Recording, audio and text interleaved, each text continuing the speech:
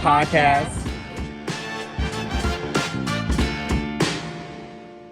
Welcome back to another episode of the Black Cinema Experience Podcast. I'm your girl JB, And I'm Cameron. and this week we're back to review another exciting movie. We watched Rebel Ridge, now streaming on Netflix, starring Aaron Pierre. And any other special names you want to add in there? I mean, Anna Sophia Robb is a pretty big one. She's the main character. Yes, she is. Let's get right into it with Rebel Ridge, okay? Cameron, watching this story, there's a lot of feelings involved. Absolutely. But for me, when I watch it, I feel like I'm watching a black man G.I. Joe. This is really interesting because we always talk about, movies that always follow some type of stereotypical trope. And this movie brings up police violence, but it gives us a new, fresh perspective of it. It was actually entertaining to watch. It wasn't just the same story of, oh, here goes a black man, here goes the white cops harassing him. It gives us the story of him actually being able to vindicate his self or his family or however you want to see it. So it was a completely different take on it. When you watch this movie, what were your thoughts? Like when you were watching it, like what were you feeling? Seeing him be so boom. I think you said it perfectly. It was like a black G.I. Joe film. And I love that aspect. I love how, like you said, it's a fresh take because we're so used to seeing black people's experiences with police and always being on the receiving end of brutality, which, I mean, it does have a little bit of that in here, but it shows, like, how he, like you said, vindicated himself and how he fought back. And I thought that was, I always love seeing people fight the system, Yeah. And then also, be successful. And it also shows another side, too, because outside of the racism, outside of the cops specifically targeting him, it also shows the for-profit side for the cop. Like, we often forget when there's these police violence situations happening that there may be something that the cop is gaining. We don't know. I'm not saying that this is how it is in real life, but, in this scenario, in this city, these cops were benefiting off of stealing money from the people because they were able to claim that money and keep that money for themselves.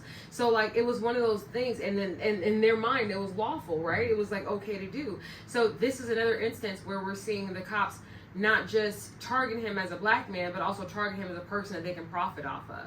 And I thought that was interesting because, it does put it into the atmosphere, the question of, well, if he was a white guy, but same scenario, like he's a drifter into town, doesn't belong here, had a lot of money on him, would it have been the same type of trope? But because the cops were motivated to basically steal the money, possibly, maybe. Yeah. It gives the cops more motive. So I thought that was pretty interesting about this film. I thought it was an interesting take too because, I mean, for me, the criminal justice system is for profit. That's just factual. So, like, seeing this aspect of it, it makes sense. And it does tend to tie into that whole idea that it's not just racism, it's also classism. Because, if it was a poor white guy, again, there's probably like a 8 out of 10 chance it probably would happen to him too, It wasn't necessarily all about race. But also it did have that race aspect because, there's a black man he's going to free that was a wrongfully accused of possession. It's like they know that he has money. Exactly. He has to have cash to bail him out. So he was easily targeted. Perfect to target. And, just like it's those little things like him not being able to hear them because he had headphones in and they're like, oh, you're resisting, arrest, or you're like, being disrespectful to an officer, all these different stuff that happens. But I also like how they show like the different aspects of by having a black cop in the movie. Yeah. And showing like how the conflict that she faced when it comes to like, upholding the law and justice, but also like seeing racism and seeing the classism play out in front of your face. Like, how do you, like, what should I do? And I thought that was a good aspect to have in this movie too. Well, having a black woman definitely added a layered perspective because a lot of times, they want people to see cops and be like, they're human too. They want us to relate to cops. So to see a black lady cop in this position where she still has an oath, she still has, laws to abide by because she took that job. So she still has a certain legal duty and responsibility. So it was interesting to see. But naturally, it's and again, they had to use a black woman for this role as a lady cop. They had to use a black woman because black women are the ones that are undeniably loyal to black men to a fault. But in this movie, I'm not going to call it a fault because obviously she was helping him save the day. But at the end of the day, like her loyalty to him still trumped her loyalty to her oath, her loyalty to her, you know, the law, the blue, you know, because cops, they believe in that, you know, all lives matter, blue lives matter. That's like one of their mantras. So, you know, and when they believe it, they all believe it. You'll hear a black cop, you know, talk about blue lives matter, etc., and they're sworn to that. So it was interesting that they used a black lady cop for this, because at the end of the day, no matter how much loyalty a black woman will have to her job, her profession, herself, she still has loyalty to the black man. I thought that was really an interesting dynamic to see. And that saved the movie for me, because I was about to be like, hold up. Again, I know the saying, like, all skin folk and kin folk. I do understand that. Like, you know, if you breaking the law, I don't care if you're black, white, Puerto Rican, I don't care what you are, you're going to jail. If you break the law, I do understand that aspect. But also, like, her jumping in with the injustice, I was like, you know, was she going to be on his side, or was she going to, like, have to be, like, play the role? Because at the end of the day, everybody just wants to be safe, regardless of, like, you know. And sometimes it can come down to, like, you know, it's not happening to me. So, and this is her livelihood. This is, you know, a part of what makes her successful and what, like, you know, provides for her. So it was like, I feel like we did those, like, emotions, and seeing her during her acting, like, have those conflicts, you know, like real conflicts of, like, of what the outcome could be. And it's the decision that every black person has to make. Like, on a daily basis, right? On a daily basis, we face injustices. Like, we don't, like, necessarily have to get into it, like, you know, our personal injustices, but you know, as a black woman working in a corporate world, I feel like I face a lot of injustices on a daily basis. And you have to make a decision in those injustices if you're going to be complicit and complacent, and you're going to sit there and take it, or if you're going to be the one to stand up and say something. So for her to be, you know, dealing with that internal conflict that entire time until the very ending, where we see her essentially save the day and actually act like the law and stop the bad thing from happening. You know what I mean? And they really were depending on her. They were calling her, do this, do that. They were, like, looking at her like, you know, trusting her. And trusting her because she's part of the blue. They weren't seeing her as a black woman. That's what makes it, again, they add another layer, because they didn't see her as a black woman. They saw her as a blue woman. You are a cop. You got our back. So there was that conflict. They just know that she's not going to betray them. But again, interculturally, we know, like, we supposed to have each other's back. We supposed to be that for each other. And it was great to see her come through at the end for him. It was great to see that, but at the same time, just imagine, like, you're at work and your boss starts power tripping, and you're like, damn, what kind of day I'm about to have at work? And then you get to sit there and witness him power tripping over somebody who looks like you, and the only difference between you and him is the fact that you agreed to be a cop. Other than that, he would do the same thing to you, because he has no, you know what I'm saying, no bias when it comes to who can get mistreated. So it definitely was interesting that they used her, but she was so vital to this role, to this to the plot in general, to the plot. Literally, and then going into it, I do want to talk more about Aaron Pierre's character, because I feel like I feel like low-key, this is a pretty monumental, like, role to have played, like. For a new actor, yes, he's relatively new. Exactly, and then again, the controversy, and I think it is true. Like, the role was supposed to go to John Boyega, so who's an amazing actor as well. So, John Boyega. So, and I do love John Boyega, but he gets a lot of roles, and he gets great roles. And he does great things with them. Absolutely, I'm glad that Aaron Pierre got this, and I'm glad too, because again, I was really shocked because he looked so different than what I've seen him in before. I saw him in Old, and I was like, I can't believe this is like the same actor. And like, Old is that M. Night Shyamalan movie. Yeah. But like, just seeing like him play this role, and very, very well. I thought it was a breath of fresh air, because low key this movie did have kind of a social justice aspect to it. Because again, most of our action-packed movies, and again, there's always like some kind of social commentary with you know, like action movies, but like to see it done obviously with black people, and like it being a focus on like injustice with black people. I thought that was a very clever take to take. Definitely. And you know, one reason why I compared this to like a G.I. Joe type of film too is because there was no like love story. You know, like he cared for the white girl. He had her back. You know what I'm saying? Like he was like, she got my back, I got her back. Like there was like this great partnership with them, but they weren't forcing another interracial relationship down our throat. They didn't force a black and white romance story. We didn't have to see him save her and make love to her and for them to have a happy ending. You know, like it was just really great to see two human beings be there for each other without them adding in that love story. And it's hard to make a good story without love in it. A lot of stories that we like and we like idolize, they have a little factor of love in it. It makes everybody, love makes people feel good. But to make a story that makes you feel like you've been vindicated, You know what I mean? Like you've been vindicated. That feels better than love. You know, for me, when I watched this, I was like, yeah, I'm glad he didn't fall in love with a little white girl. I'm glad that he did get the recording of what they did. Like, what? No, I feel like it's because the justice is more. I feel like it's more final usually. Yeah. Like, it's like that solidified. Like this is the end. Yeah. And this is like the gavel's about to come down. So I feel like that's why. For me, it felt more satisfying as well. And again, I'm not gonna lie. I was like, I don't want to see another biracial or just black men in general. Interracial. Well, like just fall for a white person, which is nothing wrong with that. But I feel like it can definitely get like interracial love is great, but it's damaging to the black community, or to the perception of like what love has to be for the black community. Exactly. It changes. Yeah, exactly. Yeah, well, no, like and again, like you can observe it. Well, to it, but I think it's good to see, like you said, a platonic relationship, and to see that there can be, platonic relationships between black men and white women, and not have to be sexual and sexualized. Right. I feel like that's very important to see. Oh, they love to sexualize it. They love. Oh, if it's a black man on screen with a white girl, there has to be some sexual chemistry. Exactly. And it's like, y'all, chill. Like maybe it's there, maybe it's not, but we don't have to be forced to have an interracial relationship. If it's just a man and a woman on screen, it's just a man and a woman on screen. And in our generation too, I want to say this because I think this is important. In our generation, because the way that things are working out, like relationship wise, a lot of people aren't coupling. A lot of people are staying single. A lot of people are just doing things to, respect themselves or however they want to maneuver. But it is becoming more common to meet men who have long-term female friends and women who have long-term male friends. I have a lot of male friends and they have me. So, you know what I'm saying? That means that you can see that those relationships are actually being represented and it's not always romantic. So it's great to see that platonic friendship, just like you said. Yeah. Love that. And I really like this movie because it opened my eyes to what this genre could bring. Because again, I love Bad Boys, but in Bad Boys there's always the love interest, literally in every movie.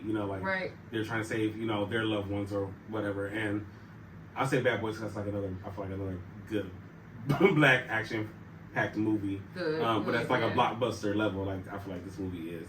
So yeah, it was just really nice. It was really nice to see. Yeah. Okay, so one thing we haven't talked about is when the officer offers the deal. Aaron, when he offers him the deal to basically walk away after his cousin's already killed, right? Naturally, after his cousin's already been murdered. How did that make you feel when you watched that? You saw this happen. The cop was like, "We're gonna let you go," after you already ruined his life, essentially. Already messed with the business owner. And they never clarified that relationship, that business friend that he had that owned the restaurant. They never clarified who that man was to him the whole movie. But the cops went and tampered with the business and blah blah blah. They made his life even harder, just for them to be like, here's your bag, turn around, go away, like be gone. Like, what was your thought about that? Did you feel like that was sufficient? Did you feel like he should have just walked away? Did you feel like it was like a pivotal moment for the movie? Like, how did you receive that? I'm trying not to get too deep, but I feel like that's like when it comes to confronting injustice, there is always gonna be an easy way out. And I feel like that was a good scene to portray that because at the end of the day, there's either you gonna go up against it and you have to go all the way because it's no half stepping when you make decisions like this. So either you gonna go all the way and go against it, or you just gonna just tap on and say, hey, I did try, And I feel like for me that was a pivotal moment. Obviously, we knew which route he was gonna take because it's a movie, But I feel like I didn't know. It really did what's have. he about to do? It really did have that moment of tension because it's like what else can you do? Again, this is the black man having to face the criminal justice system. It created a good tension. And you're like, okay, is this man really gonna step up? Because one movie that really breaks my heart with this is what's it? Slim and Slim and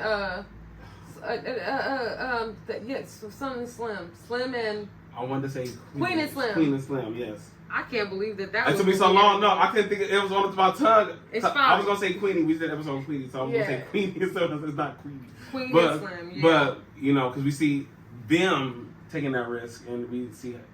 For me, I recall how that ended, and that shattered my whole world. So seeing this happen again, dang, another. I can't believe we haven't done that movie either. That's crazy. We need to. We do. But I'm saying because again, that tension and that decision they make, like we going all the way, like we gonna fight this together. He had that similar situation. It's kind of like, ooh, you brought up a good movie. Every black person. In Queen and Slim, you brought up a good movie. Because in Queen and Slim, they got turned in by the black man. Yeah. And I don't want to be that person. I don't want to be that person. I don't want to do this. But all I'm saying that is in Rebel Ridge, the black lady saved the day. Yeah, she did. And her loyalty held them down. And Yes. the black man in Queen and Slim had no loyalty to anybody at all. Not to the black man, not to the black woman. See, that's like that right there is reflective. No, the black man don't got no loyalty to nobody. The black woman got loyalty to the black man. Okay, that was interesting. Sorry, but I'm just thinking about that call that he made where he was like, yeah, they gonna be here. It's like, damn, you really just sold them out for a little bit of money. It don't take nothing to sell you out. Don't take nothing. This black girl was like, I'm about to give up my whole job, my life. I could get murdered. Exactly. These cops are rogue. They could kill me. She just saw him shoot another officer who's trying to do the right thing. Who's white and male. Come on now. Come on now. And they said, oh, he'll be fine. He'll be back in a couple of days. Sorry about that. If they were going to kill... I'm sorry. When I look at that, if I were to compare the two, I'm just saying, like, it's just very... interesting. Yeah, that's all. It's just very interesting. No, and again, like you said, like especially in these decisions, and people make these in real life too. When we try to go against the system, it's like, am I going to risk everything and go all the way and do it, or am I going to just take my little check and just keep my mouth shut? Because you really could do both. Because at the end of the day, everybody's going to be for themselves, but it's like, what is that going to do? Yeah, that's true. But like as a sidebar, I would like to encourage all the black people out there. no, for real. I'm saying, like, do not be complacent in situations where you have a white abuser. That's how white abusers stay on top. We made all these systems over the last few years of this is how you report it, this is what we can do, these are the things that we can do to protect you. Like, everybody's taking race and diversity and culture and inclusion so seriously. But yeah, black people are still afraid. Like, and I say this more so for our parents' generation, because they walk in fear at work. All the time. They are so concerned with losing their job as if another job isn't around the corner. They're so loyal that they take the abuse. And I just want to remind you all that taking the abuse from a white person or any person, being complacent in abuse is the number one problem. So him taking a stand, I love the character, but I love what the character means. Exactly. I love the fact that he took a stand and he didn't have to kill anybody. Like, he was completely making sure they was alive, actually. Yeah. He was really just disarming them. And at the end of the day, like, a black man with no weapons is still more threatening to them than them with their rifles and assault and bazookies and Uzis and AR-15s and all types of... And all he did was disarm them. So again, it just shows, like, okay, yeah, black people out here, powerful. Like, we frighten them. They're scared, and it's like, once you disarm them, what do they have? A lot of times, like, those weapons, like in this movie, there's real guns, obviously, but like in our real lives, the weapons are metaphorical. Like, the weapon is like, I'm holding your job against you.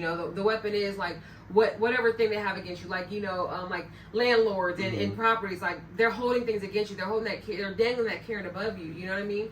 Like, that weapon, we need to disarm them of that. And by disarming them, I mean showing proof, reporting it, telling people, like, you know what I mean? Diligence. Like, a lot of people get into bad situations, like, with their houses or with their jobs and everything, but they never report it because they already think, black people, we already think nothing's gonna happen. They're not gonna, no one's gonna come to my defense. And it's like, you know what? You don't know until you know, and it's better to try and have to get, have to rearrange your life and be out of that system altogether than to sit complacent in a system that is going to oppress you and more people further. Somebody else. I'm some oppressed woman's replacement. Like, there was a woman before me who was being talked down to, demeaned, and oppressed, and I am her replacement at my job. So when I think about things like that, it's like, that's why I'm not complacent in it, because I'm sure she was complacent. She was there for 2 years. Exactly. We as black people have to make the decision to not be complacent. Period. So to see this black lady cop stand up and be like, okay, you know what? I see what's going on. She was kind of taking the side of the blue at first. But she was like, you know what, I can't be complacent. You just shot a cop. Like, you just crossed the line. And I have a moral oath. So now I'm not going to be complacent. Now I'm going to call you in. I'm going to hold you. I'm going to, bring you in. So, again,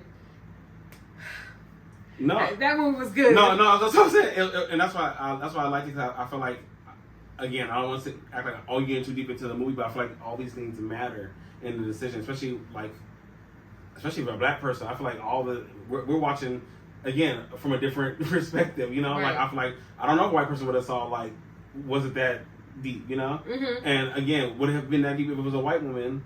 I don't know. It was a Yeah. white woman playing a role, but I know from like I said, our Right, gauge, could you imagine we can see this. Julia Roberts biking into town with a bag full of money to get out her, white husband. Exactly, and again, she would have acted the hell out of it, and then there would be things that you would have saw that I wouldn't have because you got the woman's perspective. Yeah. But again, that's why I love like these details because I feel like I was like, ooh, snap, this is so much deeper than like what's being shown. You know, like there's so many different things, and I feel like they did a good job of articulating that in their acting. Like Aaron Pierre, I feel like again. Even Don Johnson, I believe, the chief. Yeah. Like, I was telling you earlier, I've seen him in a lot of racist roles, but I'm pretty sure he's not racist. I'm saying. No, I'm not saying. I'm just saying he's sometimes be acting a little bit too well, you know. But I'm saying those nuances, like when he said that line, he was like, "You had me," but you said like something, sir. Like when, when basically he backtalked him. I liked you better when you was calling me sir. Sir. Yeah. Yeah. Just those nuances. I was just like, well, this movie is. It was giving a hint of it's about your race. Exactly. It was giving a hint of it's about money. Mm-hmm. You know, like it was interesting because they really did dance on those lines. Again, a black lady cop. Hate to say this, black women to white men are just not that threatening. Mm-hmm. You know, we don't intimidate them in that way. So, for them to have her on their team, a non-threatening black person, like white people don't realize how much they play into racism and oppression because they make friends with the most non-threatening black person they can find. And then they say that that's their friend and they look out for them, they vouch for them. But the thing is, like, you want black people to come a certain way to accept them. Like, we shouldn't be non-threatening to you for you to be like, oh, you're okay. Your existence is okay. And I feel like that's like an issue, but I do enjoy the fact that they used her. She was she's a plus size black woman, so she wasn't just like, a black lady cop who could have been a badass. She was like also someone that you feel like, that's my sister, that's my aunt. Like you feel a connection to her, you know her. You know that sweet black girl. So I don't know, for me, like her character and who she was, regardless of how few scenes she had, really pushed the storyline ahead. Back to Aaron Pierre, though, I do want to talk to you about his acting. How do you feel about his acting? Do you feel like he's a good actor? Like, it's believable? Do you think he's a boy Paula Patton? You know what I mean? Like, tell me what you think of Aaron Pierre's acting. I think he has a really good range. I think I saw like some really deep emotions coming from him and through this role. And again, with it being an action role, I feel like it can always be like so, like Keanu Reeves. Well, like no like words, just fighting. And it's so cliche, but seeing this, I feel like it gave him like a lot of range. And then you even said like, talk like he was saying like different things he was incorporating into the role, like, kind of stuff outside the box, like change the scenes. It shows like he's really dedicated to his craft. Yeah. And I love that. Like I love seeing like you just getting something, but you bringing something to the role. Yeah, he was definitely a present actor. Like in one of the interviews I watched with Aaron Pierre, he talks about how he suggested that he would pull the officer like by his vest. That he would pull him to like behind the car for safety. In the scene at the end, like right where everything's getting really good and really like the fight's getting crazy.